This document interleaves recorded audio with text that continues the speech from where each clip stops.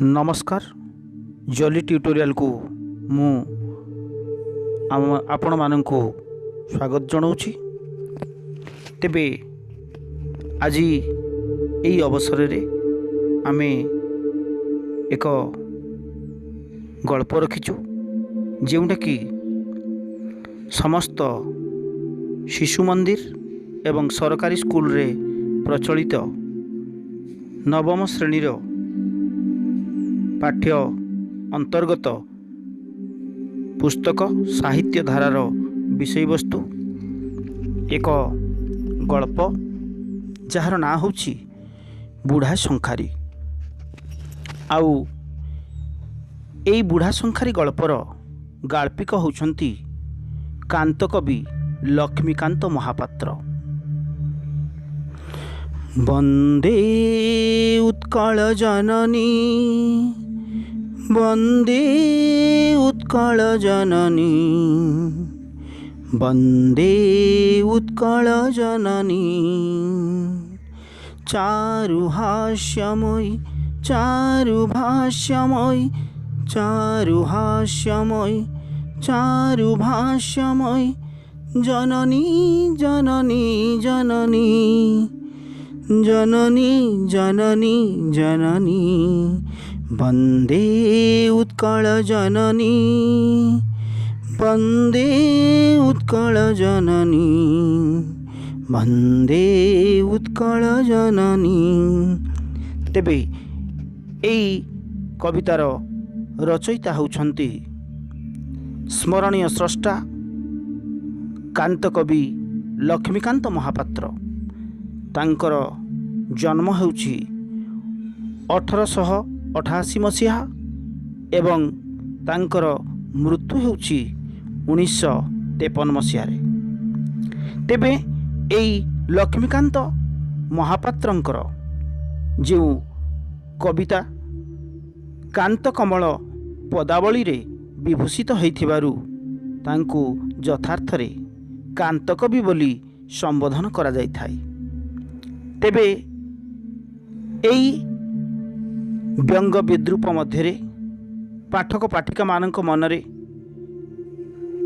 तांको रचना रे जो विमल हास्य संचार करिबा सहित समाज संस्कार भावना तांको रचनार गोटे मुख्य आकर्षण। तांकर कथा साहित्य काव्य कविता ए सब क्षेत्र में मध्य से जड़े कालजयी स्रष्टा।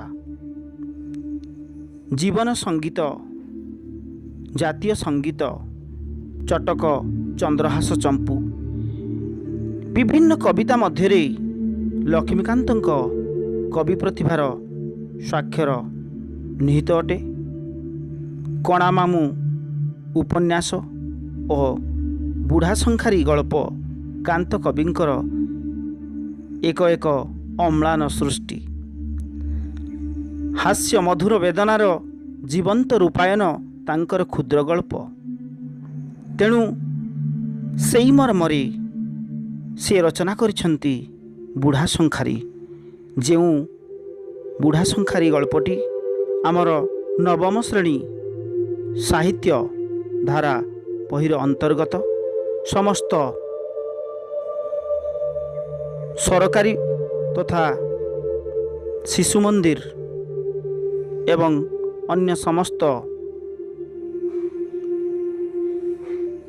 इंग्राजी मीडियम स्कूल रे मध्य एई नवम श्रेणीर पाठ्य अंतर्गत विषयटी स्थान पाइछि।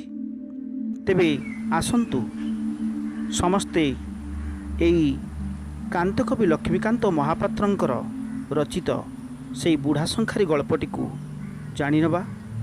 एई गल्परे किभଳି भाबरे रक्तर संपर्क न थाई मध्य अनाबिल वात्सल्य प्रेमर महानता एथिरे प्रदर्शित होईछि।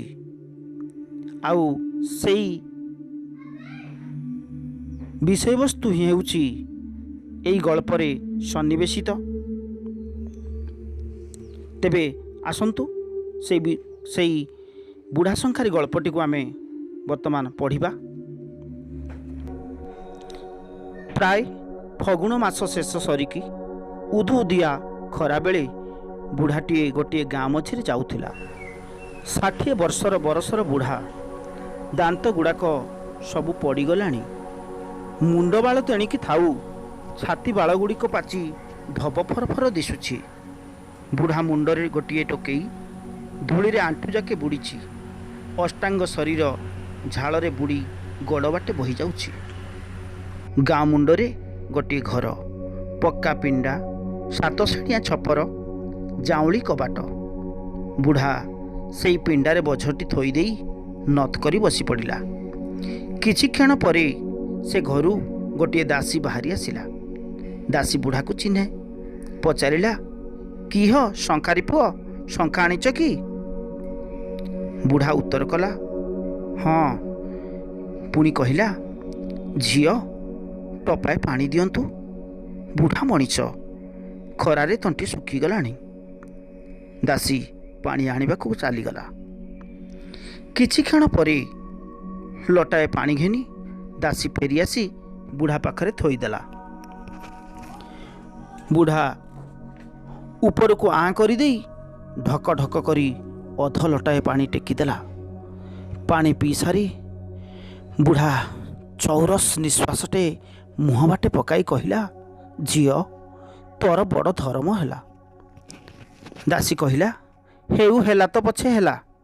ଚାଲ, ବୋହୂ ସାନ୍ତାଣୀ ଡାକୁଛନ୍ତି, କେମିତିକା ଶଙ୍ଖା ଅଛି ଦେଖିବେ। ବୁଢ଼ା ଟୋକେଇଟି ନେଇ ଉଠିଲା। ସଦର ଦରଜା ପାରି ହେଲେ ଭିତରେ ପକ୍କା, ବାହାର ସାମନାରେ ଚଉପାଢ଼ୀ, ବାଁ ପାଖକୁ ଭିତରେ ଆଡ଼ଦୁଆର, ଆଉ ସେ ଦୁଆର ପାଖରେ ଅଢ଼ଣା ଦେଇ ବୋହୂଟିଏ ଛିଡ଼ା ହୋଇଥିଲା। ବୁଢ଼ା ଯାଇ ଟୋକେଇଟି ଥୋଇ ଛିଡ଼ା ହେଲା। ବୋହୂଟି ଧୀରେ ଧୀରେ ଦାସୀକି କହିଲା, କି ଶଙ୍ଖା ଅଛି ପଚାରମ। ଦାସୀଟି ଟିକିଏ ମୁଖରା। ସେ କହିଲା, ଛି କର, ବୁଢ଼ା ମଣିପିକିଟାକୁ ଏଡ଼େ ଲାଜ, ନିଜେ ଟୋକାଇରୁ ଆସି ଦେଖୁନାହଁ। କଥାଟା ମନକୁ ପାଇଲା। ବୋହୂଟି ଅଢ଼ଣା ଅଧେ ଟେକି ଦେଇ ମୁରୁକି ମୁରୁକି ହସି ହସିକା ବାହାରି ଆସି ଟୋକେଇ ପାଖରେ ଛିଡ଼ା ହେଲା। ବୋହୂଟିର ମୁହଁ ଦିଶିଗଲା। ମୁହଁଟି ଚକି କାଟିଦେଲା ପରି, ଚମ୍ପା ଫୁଲ ପରି ଗୋରା, 4 ଆଙ୍ଗୁଳ ଅସାର ନାଲି ତଅଁରି ମୟୂର କଣ୍ଠିରି କସ୍ତା ଖଣ୍ଡିକ ଗୋଇଠି ଯାଇ ଲମ୍ବିଛି। ତା ଭିତର ଦେଇ ବୋହୂଟିର କଞ୍ଚା ସୁନା ପରି ଗୋରା ଗୋଟିଏ ଚାଉଳରେ ଗଢ଼ା ଦେହଟି ଫୁଟି ଦିଶୁଛି। ବୁଢ଼ାର ଆଖି ପୁରି ଉଠିଲା। ଏଡ଼େ ସୁନ୍ଦର, ଏଡ଼େ ନିକ ବୋହୂଟିଏ ସେ କେବେ ଦେଖି ନାହିଁ। ବୁଢ଼ା ଆଉ ଆଖି ଫେରାଇ ପାରିଲା ନାହିଁ। ଏକା ଧ୍ୟାନରେ ବୋହୂଟିକୁ ଚାହିଁ ରହିଲା। ବୁଢ଼ାର ଇଚ୍ଛା କ'ଣ କହିବ ବୋଲି, କିନ୍ତୁ ପାଟିରୁ କଥା ଫୁଟିଲା ନାହିଁ। କେତେବେଳକେ ବୁଢ଼ା ମୁହଁ ଫିଟାଇ କହିଲା, ମା, କି ଶଙ୍ଖା ନବୁ ନେ। ମା ବୋଲି ଡାକିଦେଲା କ୍ଷଣି ବୁଢ଼ାର ଛାତି କୁଣ୍ଢେ ହୋଇଗଲା। ବୋହୂଟି ଲାଜ ଛାଡ଼ି ଦେଇ କହିଲା, ଆସମାନ ତାରା ଶଙ୍ଖା ଅଛି। ଓଃ, ଏଡ଼େ ମିଠା କଥା! ଏପରି କଥା ତ କେହି କେବେ କହି ନାହିଁ। ବୁଢ଼ାର କାନରେ ସେ ସ୍ୱରଟା ଥରକୁ ଥର ବାଜିବାକୁ ଲାଗିଲା। ବୁଢ଼ା କହିଲା, ନା ମା, ରଙ୍ଗ ଝିଲିରି, ବଉଳ ଫୁଲିଆ, ବିଛାମାଳିଆ, ଚୂନ ଟିପି ଏସବୁ ଅଛି। ଏଇଥିରୁ ଯାହା ନବୁ ନେ ମା, ମୁଁ ଆସମାନ ତାରା ତିଆରି ହେଲେ ଆଣିଦେବି। ବୋହୂଟି ଦେଖି ଦେଖି ମୁଠାଏ ଶଙ୍ଖା ପସନ୍ଦ କଲା। ତେବେ ସେ ମୁଠାକ ହାତକୁ ହେବ କି ନାହିଁ କିଏ କହିବ। ଏହି ସମୟରେ ବୁଢ଼ା କହିଲା, ଦିଏ ମା, ହାତ ଦେ, ମୁଁ ଶଙ୍ଖା କଛି ଦିଏ। ବୋହୂଟି ହଠାତ୍ ହାତ ବଢ଼ାଇ ଦେଉଛି ବା କିପରି। ଟିକିଏ ଇତସ୍ତତ କଲା। ବୁଢ଼ା କହିଲା, ମା, ମୋତେ ଲାଜ କରୁଛୁ? ମୁଁ ପରା ତୋ ପୁଅ। ପୁଅକୁ ମା ଲାଜ କରେ ନା। ଦାସୀ ଏହି ସମୟରେ ଠୋ ଠୋ କରି ହସି ଦେଇ କହିଲା, ବୋହୂ ସାନ୍ତାଣୀଏ, ଆଚ୍ଛା ବୁଢ଼ା ପୁଅଟିଏ ପାଇଲ ଏକା, କପାଳ ତ ଆଉ। ବୋହୂଟି ପୁଣି ହସି ଦେଇ କହିଲା, ଦୂର। ବୋହୂଟି ହାତ ବଢ଼େଇ ଦେଲା। କେଡ଼େ ଟିକିଏ ନିକ ହାତଟି, କେଡ଼େ ସୁନ୍ଦର ଗୋଲ ଆଙ୍ଗୁଳି ଗୁଡ଼ିକ ଚମ୍ପା କଢ଼ି ପରି। ପାପୁଲିଟି ଟୁଲଟୁଲ ହେଉଛି। ଏ କ'ଣ ମଣିଷର ହାତ ନା କେହି କାରିଗର ଠାକୁର ଗଢ଼ିଛି? ସେ ହାତକୁ ବୁଢ଼ା ତାର ମଳି ଆଉ ରୁକ୍ଷ ହାତରେ ଧରିବାକୁ ସାହସ କଲା ନାହିଁ। ତାପରେ ବାଁ ହାତରେ ଥିର କରି ହାତଟି ଧରି ପରେ ଶଙ୍ଖା କଚିବାକୁ କାଢ଼ିଲା। ଏ ହାତ ଶଙ୍ଖାରେ କାଳେ କଟିଯିବ, ରକତ ବାହାରି ପଡ଼ିବ ଯେ। ପୁଣି ଟିକିଏ ରହିଲା।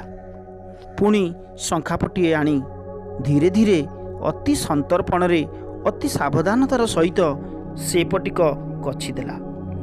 ସେ ହାତଟି ଧରିଥିବା ବେଳେ ବୁଢ଼ାର ଆନନ୍ଦ ସୀମା ରହୁ ନଥାଏ।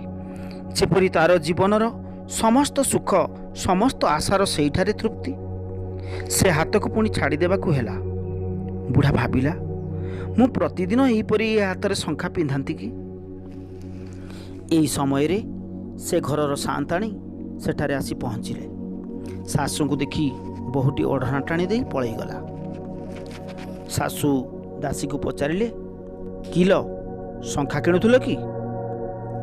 ଦାସୀ କହିଲା, ହଁ, ବୋହୂ ସାନ୍ତାଣୀ ଏଇ ମୁଠାକ ନେବେ ବୋଲି କହିଛନ୍ତି।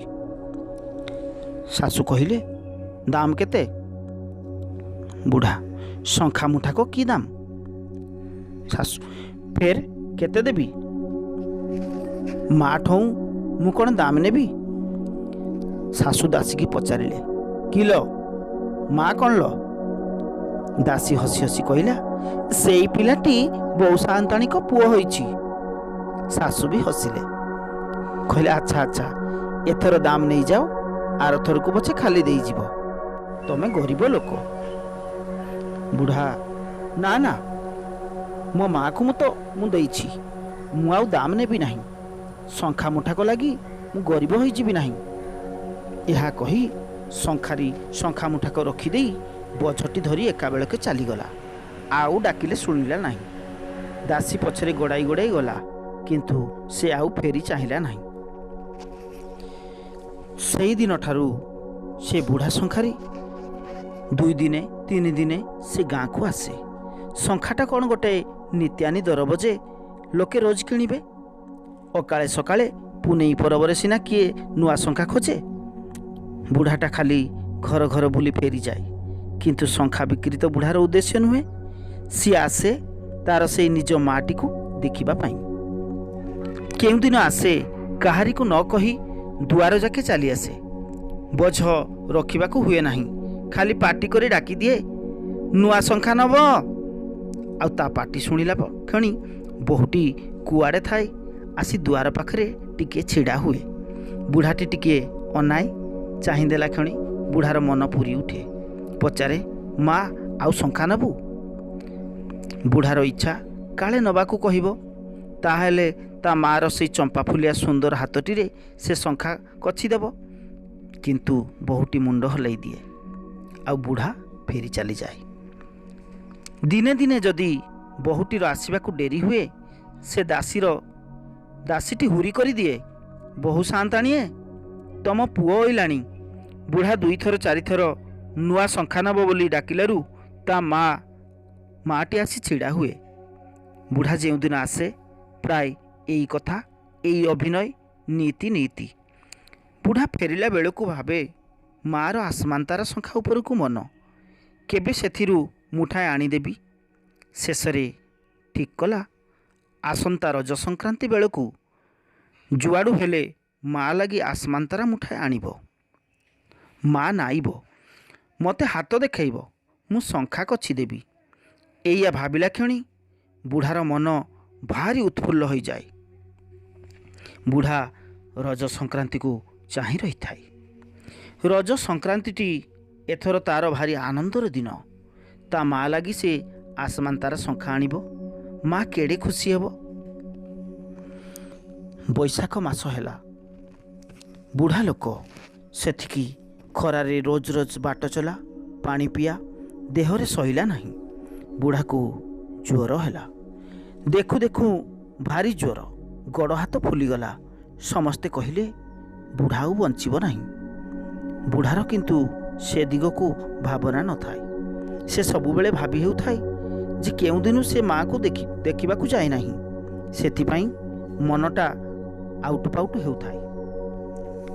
ଦେଖୁ ଦେଖୁ ରଜ ସଂକ୍ରାନ୍ତି ଆସି ପାଖ ହୋଇଗଲା। ବୁଢ଼ା 2 ମାସ ହେଲା ମାଆକୁ ଦେଖିବାକୁ ଯାଇନାହିଁ। ଚାଲି ପାରୁଥିଲେ ଯେମିତି ହେଲେ ଦେଖି ଆସୁଥାନ୍ତା, କିନ୍ତୁ ରଜକୁ ତ ଆସମାନ୍ ତାରା ଶଙ୍ଖା ମୁଠାଏ ନିଶ୍ଚୟ ଦେବାକୁ ହେବ। ବୁଢ଼ା ଅନେକ କଷ୍ଟରେ ଉଠି ବସି ନିଜ ହାତରେ ଶଙ୍ଖା ତିଆରି କଲା। ଆଉ କେହି କରିଦେଲେ କାଳେ ମୋ ମା ମନକୁ ନ ଆସିବ। 60 ବର୍ଷ କାଳ ଶଙ୍ଖା ଗଢ଼ି ଗଢ଼ି ସେ ଯେତେ ହାତ ସଫେଇ ହାସଲ କରିଥିଲା ସବୁ ସେଥିରେ ଲଗେଇଦେଲା। ଦିନକ କାମ 4 ଦିନ ଲାଗୁ ପଛକେ କାମଟି କେମିତି ସରସ ହେଉ। ରଜ 2 ଦିନ ଥାଇ କାମ ନିକାଶ ହେଲା। ମନ ଘେନି ଫଳ। ଏପରି ଗଢ଼ଣ ଶଙ୍ଖା ତା ଜୀବନରେ ତା ହାତରେ କେବେ ଉତୁରି ନାହିଁ।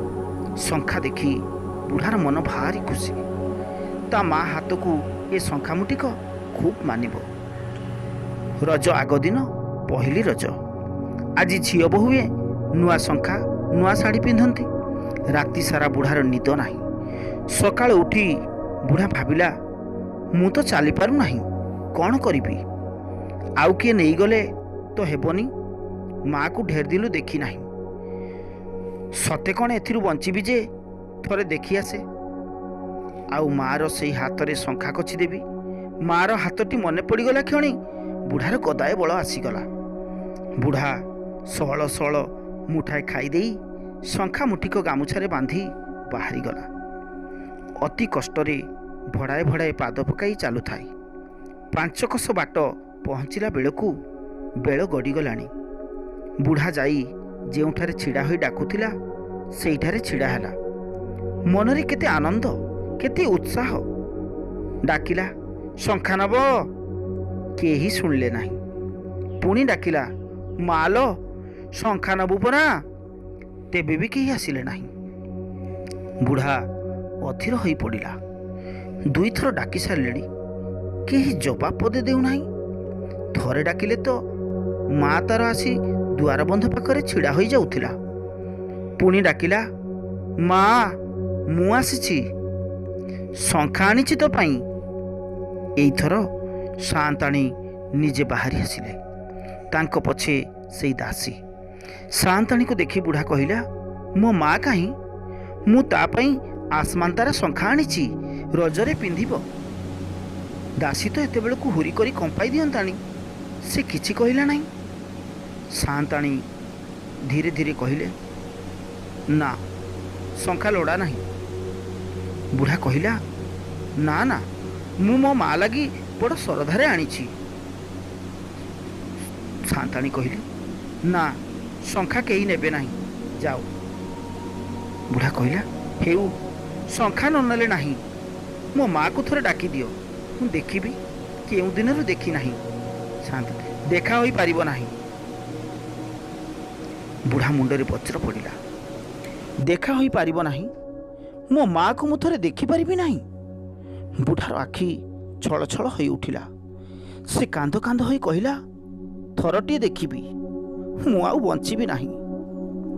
ସାଆନ୍ତାଣୀ ଦାସୀକୁ କହିଲେ, ଯା ବୋହୂକୁ ଡାକିଦେ। ଦାସୀ ଚାଲିଗଲା। କିଛି କ୍ଷଣ ପରେ ବୋହୂ ଆସି ଦୁଆର ପାଖରେ ଛିଡ଼ା ହେଲା। ସେଇଠି ସେ ସବୁଦିନେ ଛିଡ଼ା ହୁଏ। ଆସିଲା ବେଳକୁ ଝୁମୁରୁ ଝୁମୁରୁ ହୋଇ ଚାଲି ଆସେ। ଛିଡ଼ା ହୋଇ ବୁଢ଼ାକୁ ଚାହିଁ ଦିଏ। ତାର ହସ ହସ ମୁହଁଟି ଦେଖିଦେଲା କ୍ଷଣି ବୁଢ଼ାର ଆନନ୍ଦର ସୀମା ରହେ ନାହିଁ। ଆଜି ନିଶବ୍ଦରେ ଆସି ଛିଡ଼ା ହେଲା। ତାର 4 ଆଙ୍ଗୁଳି ଲେଖାଏ ନାଲି ତହରି ଶାଢ଼ୀ ନାହିଁ, କି କୁମ୍ଭ କିନାରା ଦକ୍ଷିଣା ପାଟ ନାହିଁ। ଗୋଡ଼ 2ଟା ଲଙ୍ଗଳା, ପିନ୍ଧିଛି ଖଣ୍ଡେ ଧଳା ଥାନ ଲୁଗା। ବୁଢ଼ାର ଦେହ ଥରି ଉଠିଲା, ମୁଣ୍ଡ ଘୂରିଗଲା। ବୁଢ଼ା ଆଖି ବୁଜି ପକାଇଲା। ପୁଣି ଚାହିଁଦେଲା ବେଳକୁ ତାର ସେଇ ହାତରେ ଦିଶିଗଲା, ହାତରେ କିଛି ନାହିଁ। ବୁଢ଼ା ଭ ଭ କରି ରଡ଼ି କରି ଉଠିଲା। ବୋହୂଟି ଫେରି ପଡ଼ି ଚାଲିଗଲା। ବୁଢ଼ା କହିଲା, ମା ଲୋ, ମୁଁ ନ ମରି କାହିଁକି ତୋତେ ଦେଖିବାକୁ ଆସିଲି? ଏଇଆ ଦେଖିବା ଲାଗି ନ ମା? ବୁଢ଼ା ଆଉ କହିପାରିଲା ନାହିଁ। ଗାମୁଛାରୁ ତାର ବଡ଼ ଯତ୍ନର ବଡ଼ ସରଦାର ଶଙ୍ଖାମୁଠିକ ଫିଟାଇ ପକାଇ ବାହାରେ କଚାଡ଼ି ଦେଲା। ମୁଠାକ ଯାକ ଶଙ୍ଖା ଚୁନା ହୋଇଗଲା। ତହୁଁ ସେ ଏକମୁହାଁ ହୋଇ ଫେରି ଚାଲିଗଲା। ଦାସୀ ଆଉ ଶାଶୁ ଦୁହେଁ ରଡ଼ି କରି ଉଠିଲେ। ତେବେ ଏଇ ଥିଲା ବୁଢ଼ା ଶଙ୍ଖାରୀ ଗଳ୍ପର ବିଷୟବସ୍ତୁ। ଏଥିରେ ରକ୍ତର ସମ୍ପର୍କ ନଥାଇ ମଧ୍ୟ କେମିତି ଏକ ଅନାବିଳ ବାତ୍ସଲ୍ୟ ପ୍ରେମର ମହାନ ପ୍ରଦର୍ଶନ ରହିଛି ତାହା ଏହି ଗଳ୍ପରେ ରଚନା କରାଯାଇଛି କାନ୍ତକବି ଲକ୍ଷ୍ମୀକାନ୍ତ ମହାପାତ୍ରଙ୍କ ଦ୍ୱାରା। ତେଣୁ ଆଶା କରୁଛି ଏହି ଗଳ୍ପଟିକୁ ସମସ୍ତେ ମନେ ରଖିବେ। ଯଦି ଏହି ଗଳ୍ପଟି ଭଲ ଲାଗେ ତେବେ ଏହି ଜଲି ଟ୍ୟୁଟୋରିଆଲକୁ ସବସ୍କ୍ରାଇବ୍ କରନ୍ତୁ ଏବଂ ଏହି ଗଳ୍ପଟିକୁ ସମସ୍ତଙ୍କୁ ସେୟାର କରନ୍ତୁ। ଏତିକି କହି ରଖୁଛି। ନମସ୍କାର।